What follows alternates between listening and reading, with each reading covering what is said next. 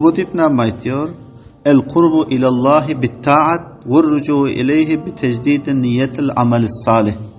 Tövbenin tarifini iştin. Tövbe dip lügatta rücu etmekle aytıyor, qaytmakla aytıyor.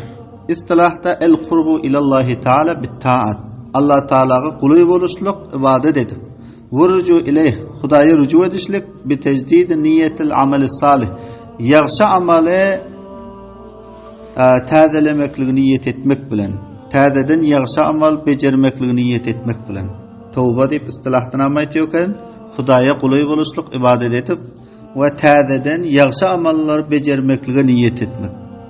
Tövbe lugatda bu rücu etmekli aýtýar eken, istilahda el qurbu ilallahi taala bit taat, Hudaýa mutala ibadet edip guly boluşluk we rücu ileyhi bi tecdid niyetil amel salih. Hudaýa rücu edişlik gayta baştan täzeden ýagşy amaly bejerişmeklige niyet etmek bilen.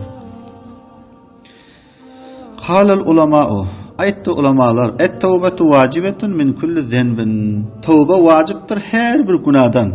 Gijik günah bolsun, ketdi günah bolsun, her bir gunadan tawba edişlik wajipdir. Fe in kanatil ma'siyatu beynal abdi we beynallahi taala la tetaallaqu bi haqqi adamiyyin. Beseger bolsa günahnyň özü bende bilen Allah Taalanyň ortasynda taallyk alan yok adamın hakkına. Felaha thalathat şurutun. Şonun özüne 3 şert bar eken. Eger günahnyň özü bende bilen Allah Taalanyň ortasynda bolsa, adamın hakkına taallyk iýmese, şonun özüne 3 şert bar eken. Birle ahaduha en yuqliya anil ma'siyet. Birlenci saklanar günahdan. Tövbanyň özü Allah Taala bilen bendenin ortasynda bolsa, adamın hakkına taallyk almasa, yani hukukullah bolsa, hukukullardan tövbe edişlik 3 şerti var eken. Allah'ın hakkından tövbe etmekde 3 şert. Birinci en yuqlayanil masiyet, günahdan saklanır. Ve thani en yendeme ala fiiliha, ikinci şul günahı şeyden pişman olur. Ve thalithu en yazima en la yauda ileyha ebeden. Üçüncü şert şul ki kast eder, qaydyp şul günahın özüne barmışlığa. Fe in fuqida ahadus thalathati.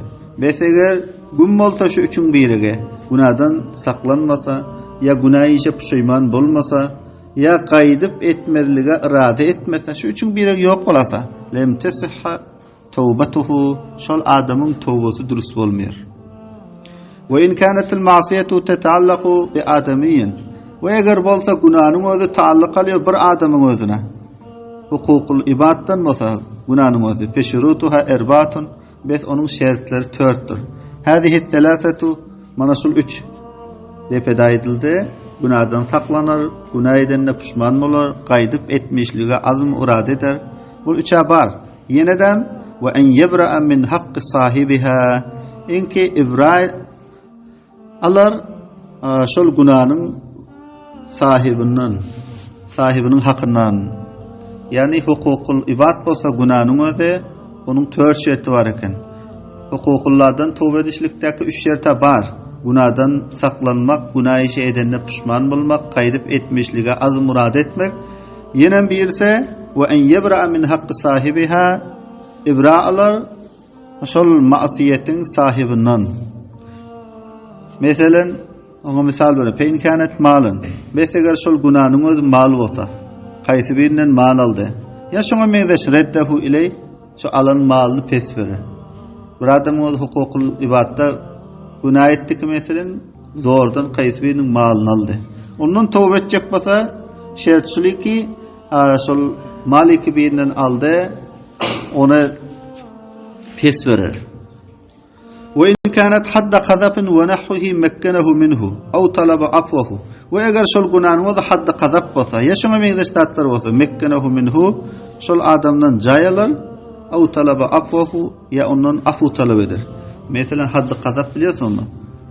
Falan zina etdir diýse de. Şol şöý diýip aýtsaň falan zinakar diýsen, şonuň zinakarlygyny sabit edip bilmesen töhmedir on adam bilýärsiň. Töhmedir on adam bilýärsiň. Şol adam aýtsa ki men üstüme falany zina töhmedir diýip qazyň ýalyna barsa, ya eger sabit etsen şol diýip barsa, o pillasynda qazy şoňa 39 durrup berýär, haddi qazap diýer.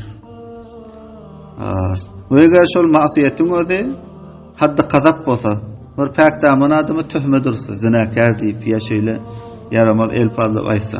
Mekkenehu minhu şundan cayalıyor. Avu talabı apuhu ya apu talab ettik men senin hakkında şöyle gep ayttın men geç diyor. Ve in kanat gıybatan istahallahu minha. Eğer hukukul ubattan bolyon masiyet günahının özü gıybat bolasa istahallahu minha bağışış talep ettiyor şundan. Ve in kanat gıybatan istahallahu minha. Eğer şol masiyet gıybat bolasa istahallahu minha bağışış talep ettiyor şol gıybat edilen adamdan. Bilen bir adamın gıybatını ettiňiz. Hoş bolup bizler şu wagt merdim gıybatını etýäs. O hoş bolmaly däl. Amal namanyň sowabynyň ýa-da gıybat edilen adamyň namaýy amalyna tarap uzap bolup durýar. Eger şu men sen şeýle gıybatyny etdim, razy bol diýip, onu razy etseňe geçilir o.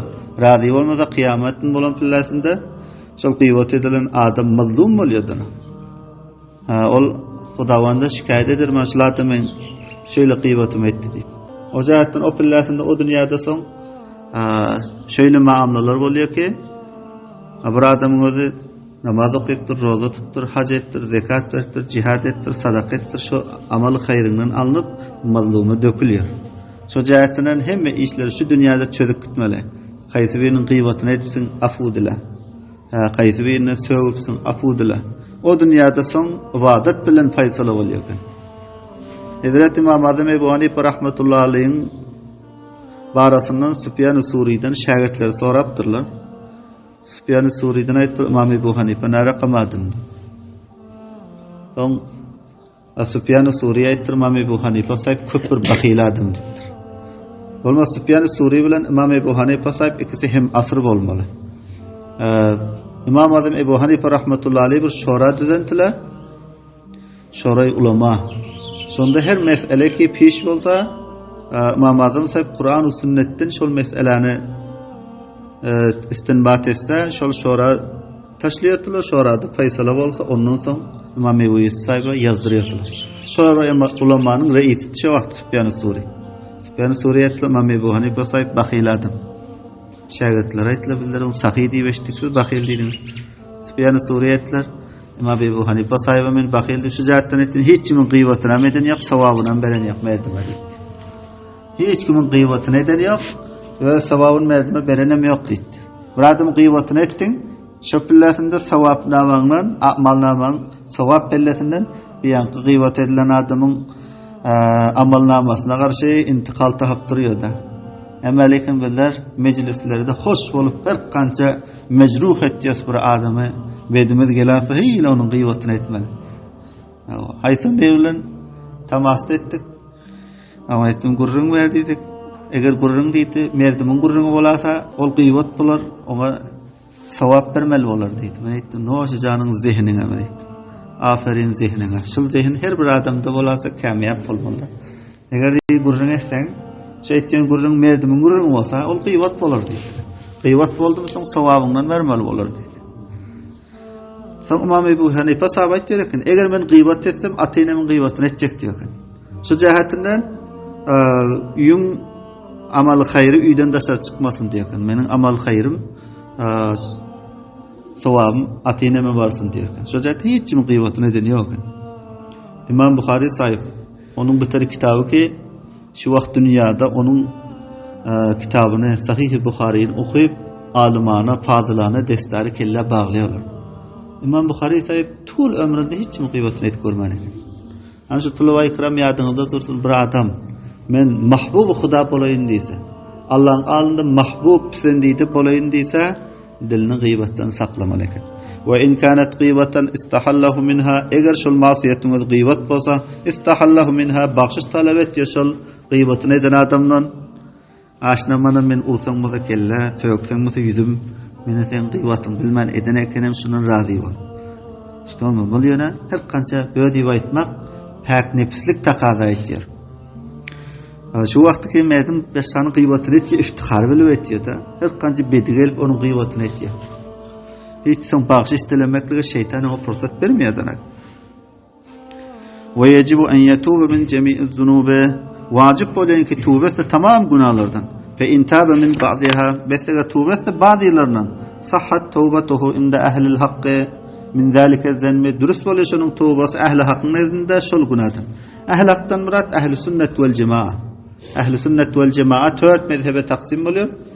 Mezhebe Hanbali, mezhebe Maliki, mezhebe Şafii, mezhebe Hanafi bizler Hanafi mezhepte 4 mezhebe taksim oluyor ehli hak. Yani ehli sünnet vel cemaa. Bir adam bazı günahlardan tövbe etse sahhat tövbetuhu. Şunun tövbesi dürüst eken. Ehli hak yine ehli sünnet vel cemaanın nezdinde. Min zalika zenb. Şol günahdan. Ve baqiya aleyhil baqi. Şunun üstüne kalan günahları kalıyor. Tövbe etmediğinin günahları kalıyor. Tövbe edenin ehli sünnet vel cemaanın nezdinde tövbesi dürüst oluyor. Ve kad tezaharet delailul kitabi ve sünnet ve icma'ul ummet ala vücubi tövbeti. Ve tahkik zahir oldu. Kur'an'ın delilleri, sünnet, hadisin delilleri, icma ümmetin delilleri tövbenin vacipliğine. Allahu Teala ayet Allah Teala tövbe etmek vacip eken. Bir insanın hata sadır oldu mu? Şolora Hudayı yüzlenmek geyirlemin hata ettim. Men özüm geçe ördip Hudayı yüzlenmek vacip eken. Bunun özüne Kur'an, ahadis, icma-i ümmet buna delalet etti. Tövbenin vacipliğine. Allah etti ve tubu ilallahi cemiyen eyyuhel mu'minuna la'allakum tuflihun. Ve tubu ilallahi cemiyen rücu edinler Allah Teala'ya karşı cemiyen eyyuhel mu'minun ey mu'minler la'allakum tuflihun şayet ki kamyap bolsaňyzlar necat tapsaňyzlar bir adam Allah'ın azabından necat tapayın deyse onun raýy hal tövbe eken.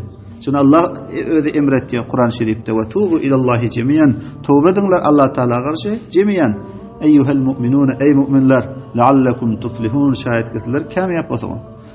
Ve qala Teala ayet Allah Teala istagfiru rabbakum summa tubu ileyh mağfiret talep edin Rabbinizden perverdigarınızdan summa tubu ileyh ondan sonra rücu edinler şu Hudaya. Ve qala Teala ayet Allah Teala ya eyyuhellezine amenu tubu ilallahi tawbeten nasuha ey iman getiren adamlar tubu ilallahi tövbe edinler rücu edinler Allah Teala'ya karşı tawbeten nasuhan yani tövbe-i nasuh yani şöyle günahdan tövbe edişlik ki qaydıp ol günahın yanına barmışlık hiç vakt ol günahın yanından ayrılmışlık şuna tövbe-i nesuh diyor. Nesuh dip şicaatına ayrılıyor ki insan onun bilen öz nefsine nasihat veriyor. Tövbe-i nesuh diyor aytıyor ki bir adam bir günahdan tövbe ediyor. Hiç vakt şol günaha son yanından ayrılanıyor. Ol günahı beceremiyor. Ana o tövbe-i nesuh diyor. Ya eyyuhellezine amenu tubu ilallahi tawbeten nasuha ey iman getiren adamlar rücu edin Allah Teala'ya tawbeten nasuha şöyle rücu etmekligi ki mahkem qaydıp ol günahın yan olayından aylanma qaydıp onu becerme ona tawbe-i nesuh diyor. Nesuh deyişlige insan şonun bilen öz nefslerine nasihat veriyor.